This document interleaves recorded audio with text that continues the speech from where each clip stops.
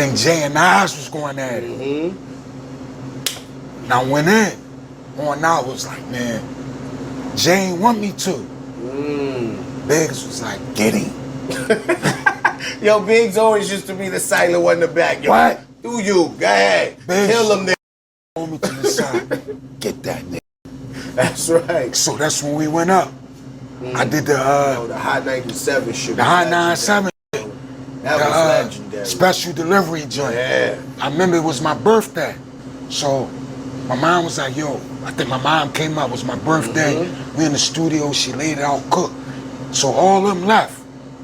So I go downstairs, I'm like, come on, man, park up. I go downstairs, I'm looking for the car, and it's not there. I'm like, where my car at? It was like, oh, your mom, she left.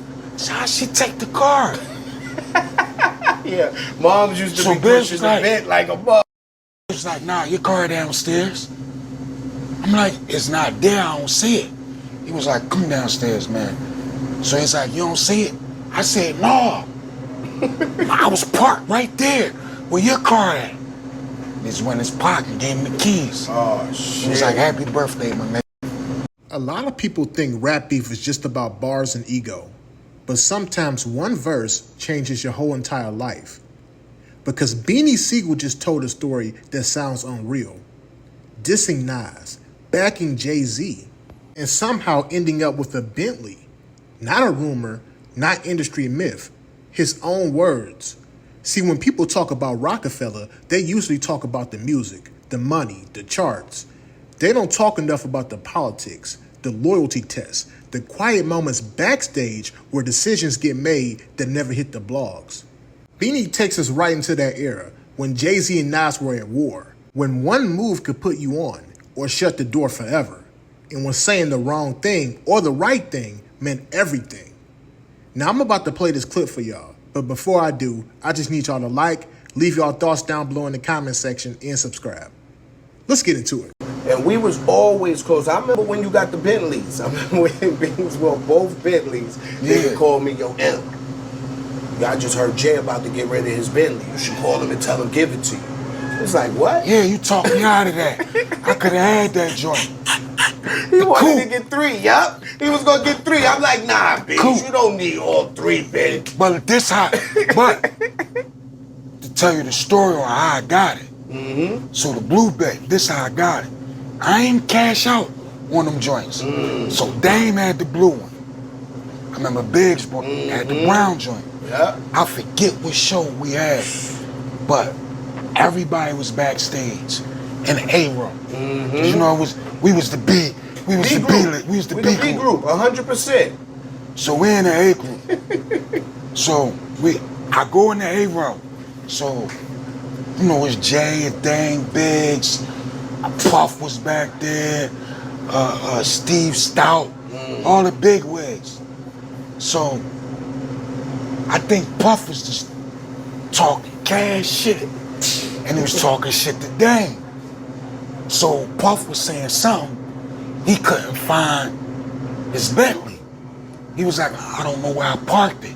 He had the powder blue, the Azor, coupe. So it's like, yeah. He was like, yeah, I got the Nards. Biggs just bought that. And Puff was like, hold on, you got what? He was like, I got the Nards. He said, you got the 4-door? He was like, yeah. He said, you drive your own Bentley? Yo, chill. I remember, I swear. Rich nigga beef. Yeah, he said, Puff was like, you drive your own Bentley? He was like, I can't even find mine. Yo, chill. I don't know where I parked it. And since that day, Dame ain't never drive it no more. Yo, chill, he gave you the key, like, No, he didn't give it to me. He just couldn't find it. No, he stopped driving this. Now I asked him, yo, what you doing with that? That's right, let me get that. Like, what you put down on that? Let me get that. And he gave me the number. I came up to the next day, cashier's check. Here, Let me get that. let me get that. Yo. And then I think we was going through, I think Jay and Nas was going at it. Now when on out was like, man, Jay ain't want me to. Biggs was like, get him. Yo, Biggs always used to be the silent one in the back. Yo, What? do you? Go ahead. Biggs Kill them niggas. always pulled me to the side. Get that nigga. That's right. So that's when we went up. I did the Hot 97 shit. the Hot 97 shit. That was legendary. Special delivery joint. Yeah. I remember it was my birthday. I come up, drove the Bentley up there. So my mom was like, yo, I think my mom came up, it was my birthday. We in the studio, she laid it out cooked. So all of them left. So I go downstairs, I'm like, come on, man, park up. I go downstairs, I'm looking for the car, and it's not there. I'm like, where my car at? They was like, oh, your mom, she left. So how she take the car? Yeah, moms used to So be Biggs pushing was the like- bed like a motherfucker. Biggs was like, nah, your car downstairs. I'm like, it's not there, I don't see it. He was like, come downstairs, man. So he's like, you don't see it? I said, no. I was parked right there. Where your car at? He just went in his pocket and gave him the keys. Oh, shit. He was like, happy birthday, my nigga. Damn. And that's how I got the brown joint. Damn. That's how that went. That's fire. I ain't never know that, but I know Yeah. we used to switch cars Shout out on to the Hop. turf. Like, you know what I mean? I know we used to switch cars. We switched. Yeah, a lot. We used to Yeah. switch because I call bids and be like, yo, shit hot in New York. Let me hold the bid real quick. Take the bids. What? Niggas on it. The Or he'll sick. be like, yo, Bleak, we did some shit in the bid. Take the bid. Let me get the bids. No bullshit. We used to switch cars on the turnpike. My nigga, at least every 6 months, me and this nigga be meeting No on the bullshit. turnpike, switching the V's up all the time, my nigga. Facts. Crazy. Everybody wants to talk about the Bentley, but the real story here is how much power moves quietly in hip-hop. What Beanie Sigel just laid out is not bragging. It's not about clout chasing. It's a reminder of how relationships actually work in the music industry. Because if you really listen to this story, nobody is screaming. Nobody is flexing. There's no big speech about loyalty or sacrifice. It's just people who trusted each other in real time. That is why this moment matters. A lot of fans grow up thinking rap beef is just about diss tracks and ego. But behind the scenes, it's about timing.